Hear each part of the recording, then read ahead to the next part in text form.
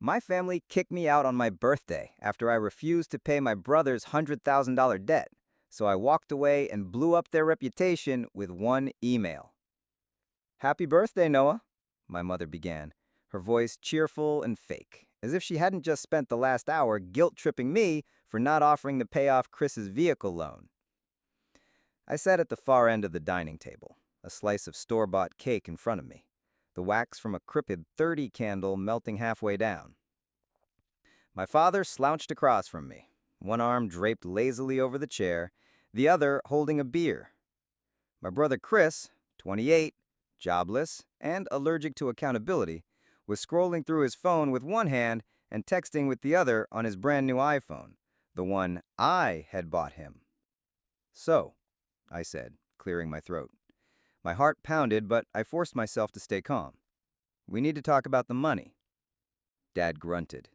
Mom blinked. Chris didn't look up.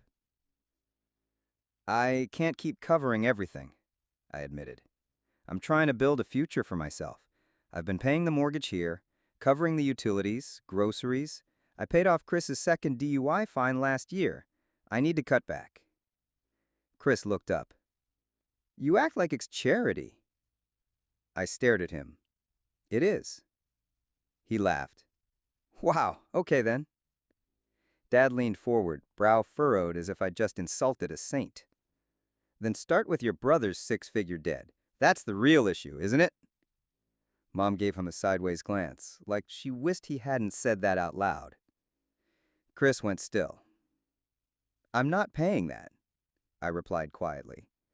That's not my responsibility. The room went cold. No one moved. Dad leaned back, his lips curled in a scowl. Mom finally said, Guess we know where you stand. When I came back from work the next day, my belongings, clothes, books, tools, and the laptop I used for freelance work were neatly arranged on the porch. The locks had been changed. A note was pinned to the door. Consider what you've done. That's all it said. I stood there for a long time, studying my mother's handwriting. Precise, unmistakable. I didn't knock. I didn't shout. I didn't cry. I took a deep breath, grabbed my things, and walked away. Then, I scheduled the email. The next morning, everything changed. To understand how we ended up with a birthday eviction and a passive-aggressive note, you have to go back 10 years. I was 20 when Chris wrecked his first car. He'd been drinking, of course. Mom sobbed, Dad raged, and I, the dependable eldest son with a clean record and a steady job, paid the tow fee and loaned him $3,000 for repairs. He never repaid me. It was supposed to be a one-time thing, but it became a pattern. When Chris dropped out of college, it was somehow my fault for not helping him with his studies. When he lost 3 jobs in a year, I got a lecture about how some people just struggle more. When he overdrew his bank account, Mom would call me soft, guilt heavy in her voice. Noah, sweetheart, he's your brother. Can't you just cover it this once? I always did. I paid his rent when he got evicted. I paid for his car insurance, the same car he used to go to parties while I walked to work. I bought groceries. I paid our parents' property taxes when they fell behind. And still, I found a way to afford night classes to earn my certification in electrical systems. Meanwhile, Chris spent his days in the basement, making music and doing nothing useful. The worst part? He didn't even pretend to be grateful. He acted like I owed him. Noah's doing great, he'd say, waving me off like I was just a human ATM. That's what big brothers are for. My parents ate it up. I could have moved out, but every time I brought it up, Mom would tear up and say, This house only feels like a home with you in it. Dad would grunt, Don't be dramatic, and remind me that I only paid a fraction of the household expenses, like the phone bill, as if that wasn't enough. What about Chris? He'd shrug and say, Why leave when you got it so good? Yes, I had it good. I worked 60-hour weeks and barely saw daylight while Chris borrowed money to buy new headphones. I skipped lunch to save cash while Dad used my paycheck to fix the AC and then told me to be thankful I didn't have a landlord. It all boiled over 2 months before my birthday. I came home from a 14-hour shift and found Chris prepping for a party. My gaming PC, the one that I had built piece by piece over 5 years, was hooked up to his sound system. His friends were already passed out on the couch. Beer bottles littered the floor. My keyboard was sticky. I didn't yell. I just unplugged everything and carried it all back to my room. The next morning, Mom gave me a lecture. "You embarrassed him," she snapped, her tone sharp. "His friends saw you storming around like a maniac." "I was using my stuff," I said. "It's not just your house," she shot back. "Everything here is shared." That word, shared, hit me like a slap. Shared. Like the mortgage I paid, the groceries I bought, the electricity bill that came directly out of my bank account. That night, I went through my finances. I was close. Just a few more months of saving, and I could leave for good. This time, for real. Then Chris had a brilliant new idea: cryptocurrency trading. He invested $25,000 from his student loans, money he had zero intention of paying back, and lost every cent in 2 weeks. He blamed the app, blamed the market, blamed his friends. Then he turned to me. "You could spot me 10 grand, he said casually, like he was asking for a ride to the store, just to get me back on track. I laughed, and for the first time in years, I said no. That's when everything shifted. Suddenly, I wasn't reliable. I was selfish, ungrateful, elitist. "You think you're better than us now?" Dad asked one night after dinner. "Just because you've got a little money in the bank?" "I'm not better," I told him. "I'm just tired." The next morning, Chris tweeted something he thought I wouldn't see. "Some people only give when they think they can control you. Cut them off and you'll see who they really are." It got over 300 likes. I didn't say anything. Then came my birthday. And stupidly, naively, I thought maybe we could keep it civil. Just a quiet dinner, a tiny cake, no drama. Instead, it was an ambush. Dad watched me the entire evening, daring me to mention money. Chris cracked jokes about how I should unlock my trust fund, which doesn't exist. Mom smiled way too brightly, as if forced enthusiasm could hold the room together. The dam broke when I finally said, "I can't keep paying for everything." "Then start with your brother's 6-figure debt," Dad replied. Not joking, not challenging, expecting. And when I said no, they didn't argue. They just threw me out. Like garbage. But they made one mistake. They forgot who taught me to be quiet, to wait, to never react. This time, I had a plan. I didn't respond to the note. I didn't knock, didn't text, didn't cry. I gathered my things, tossed what I could into the back seat of my beat-up Toyota, and drove to the cheapest motel I could find, one of those roadside places that reeked of old cigarettes and had vending machines that stole your money without hesitation. I sat on the edge of the bed, the note still crumpled in my hand. "Consider what you did." I did. I thought about it, long and hard. Then I scheduled the message. Over the years, I'd learned a few things. One of them, every family has a story they tell themselves. Ours went like this. Noah is dependable. Noah always helps. Noah always shows up. And because he always shows up, we can do whatever we want. What they didn't know was that I'd been documenting everything for 2 years.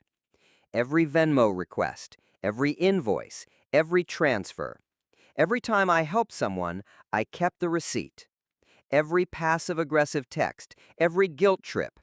Every time you're being dramatic when I asked for boundaries, all of it saved and dated. Then there was the letter I'd written months earlier when I first considered leaving. Not a farewell, a confession. Everything was in there. How I'd paid off their second mortgage without telling them because the bank called me, not them. How I discovered Chris had stolen my identity to apply for a $15,000 personal loan, thankfully denied, but the inquiry stayed on my credit report. How my parents knew and told me not to press charges. Family sticks together, they said. I was stuck until I wasn't. That morning, after they kicked me out of the house I had paid for, I hit send. And I didn't just send it to them. I sent it to the entire family. My godmother in Tampa, Uncle Dave in New Jersey, Mom's cousins, Dad's siblings, their church group, everyone.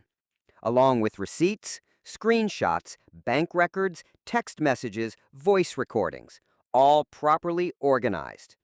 I even included a spreadsheet, what Noah actually paid for. It went viral within our family in less than an hour. By lunchtime, my Phone had 26 missed calls from Mom and 8 from Dad. Chris didn't call. He sent one text. You didn't have to do that. It was cold. I didn't reply. At 12:37 p.m., my Aunt Sylvia, whom I hadn't seen in years, sent me a message. Good for you. I've always known they were using you. I'm proud of you, honey. Then came the fallout. Apparently, my parents' standing in their neat suburban world meant more to them than I ever realized. The image of the perfect, tight-knit, morally upright family shattered overnight. People began asking questions. Why was Noah paying the bills while Chris went on vacation? Why did the note on the door read like a script from a Lifetime movie? Why did Chris have new headphones, fresh sneakers, and a sleeve of tattoos while unemployed? Why did Noah live in the basement like a tenant despite paying for everything? Dad tried to spin it. We were giving him structure, he told a relative. It was all agreed upon. Wrong move. I'd attached a recording from the night they threw me out. I had placed my phone in my jacket pocket before dinner. The audio was crystal clear. Dad, then start with your brother's debts. Me, I'm not paying that. Dad, then get out. Mom, consider what you did. They couldn't talk their way out of that. The kicker? I also filed an identity theft report. I'd let it slide the first time. Not anymore. When the police came to the house to question Chris about the fraudulent loan application, things got messy. A neighbor filmed the whole thing, raised voices, a slammed door, Chris yelling that he deserved a break. Someone, probably Mom, shouted, "We told you not to make this worse." That clip ended up on the local neighborhood Facebook group, and just like that, the family who used to gossip about everyone else's drama became front-page news. I didn't see it unfold in real time. I was too busy settling into my new downtown apartment, a quiet one-bedroom above a flower shop. Sunlight in the mornings, a kitchen that didn't smell like unresolved arguments. I paid the deposit with money I should have saved a long time ago. That night, I sat on the couch, no TV, just my laptop and takeout, and watched the chaos from afar. They tried calling again, dozens of times. When I didn't respond, Mom showed up at my work. She waited in the lobby, eyes red, holding a Tupperware container of my favorite dish, as if nostalgia could erase the years. I met her outside. She opened her mouth, but I cut her off. I'm not coming back, I said, calm, maybe even cold. Noah, she whispered, you're tearing this family apart. I laughed. No, I said, I just stopped holding it together. She flinched, and for the first time, I didn't feel guilty. That was the moment it all changed. Not just the family dynamic, everything. I finally saw them for who they were. Not as powerless parents, not as a struggling brother, but as people who made choices again and again, and now were facing the consequences. It's strange how silence can be louder than shouting. For the first time in my life, I wasn't waking up to the sound of Chris's music shaking the walls, or Dad slamming cabinets in a rage while wearing a golf shirt. I wasn't tiptoeing around Mom's moods, trying to avoid the next emotional landmine. Instead, I woke up to quiet. I made coffee without checking if someone had used the last of the milk. I could leave my wallet on the counter without wondering if it would vanish. I didn't have to justify every purchase, every boundary, every breath. No one asked me for money. No one demanded explanations. No one texted me just to twist the knife. At first, the silence felt unnatural. I kept bracing for the moment it would all come crashing back, as if I'd walk into my apartment and find Chris sprawled on my couch, shoes on the cushions, asking me for a favor. But they never came. The calls didn't stop at once, though. Mom left long voicemails, her voice fragile and soaked in guilt. "Noah, this isn't you. You've always been the strong one, the helper. Please don't let pride ruin our family." Dad sent only one text. "You should be proud of yourself." I didn't reply. Eventually, the messages slowed, then stopped. 3 weeks after I moved out, I got a letter, handwritten, from Chris. It was surprisingly short. "I know I messed up. I was only doing what they always let me do. Now it's all turned against me. Mom and Dad are a wreck. Nobody talks to us anymore. You blew everything apart. Hope it was worth it." No apology, just blame. That told me everything I needed to know. I didn't write back. Instead, I got to work rebuilding. What they tried to take from me, I took back. I enrolled in a coding boot camp, something I'd wanted to do for years but kept delaying because we need help with the bills this month. I started freelancing in the evenings, saving not for survival, but for the life I wanted, not the one they forced me to finance. I found real friends, people who wanted nothing but honesty, people who cared more about who I was than what I could pay for. I joined a local climbing gym, rediscovered my love of movement, of risk, of pushing limits, on my terms, not dragging people who refused to budge. Therapy helped too. Turns out, years of being the fixer leaves you with scars you can't see. My therapist called it parentification, when a child is expected to be the emotional and financial adult. She helped me understand that I wasn't selfish, I was exhausted. Back at the old house, they fell apart. Mom had to return to work. She hated it. She had spent the last decade playing homemaker with someone else's income, mine. Dad started drinking more. Apparently, he got into a shouting match with a neighbor who dared to ask what happened to Noah. As for Chris, word is he got a job at a gas station. It lasted 6 days. He blamed the manager. He always does. Extended family distanced themselves. They had seen too much. The story didn't hold up against the evidence. The myth of our happy little family collapsed. And I didn't care. For the first time in my life, I wasn't trying to fix it. I didn't go to Thanksgiving. Instead, I spent it with a friend's family, a table of laughter instead of tension. I brought pies. They called me family, and they meant it. At Christmas, I got a card from my godmother. Inside was a short note. "You deserved better, and you finally claimed it. I'm proud of you." I cried reading it, not because I was sad, but because I felt understood for the first time. You know what happens after you burn down your past life? Nothing. There's no explosion, no dramatic finale, just silence. And it's the most beautiful sound I've ever heard. For the first time in 30 years, my phone didn't buzz with guilt-laced messages or last-minute pleas for cash. There were no urgent calls about Chris losing his license, Dad needing help with taxes, or Mom sobbing because we don't feel like a family anymore. They thought I'd crawl back. They always did. They assumed I'd feel guilty, that I'd feel alone. But this is what happened. I felt free. I could breathe, stand in a space I paid for, furnished, cleaned, without fear someone would eat my food, take my keys, or sabotage my future.